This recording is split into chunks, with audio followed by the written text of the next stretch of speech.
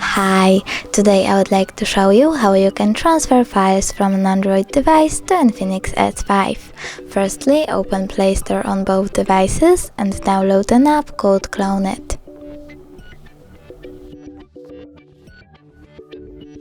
Then open it, tap Allow and agree. You want to go with receiver on Infinix and sender on an Android. Tap Allow again, click Search again and wait.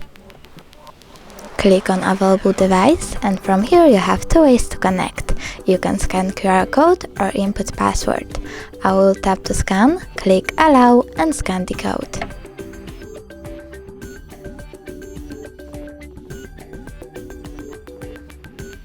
Accept connection request by clicking OK. And normally you want to tap Allow those folders to send all of your files. But I don't want to do that, so I just send one file. Click here to choose details, music, and for example, this one song. So I have to tap on it, click Start, OK and wait. Then tap Finish. Now, when I go into, for example, Files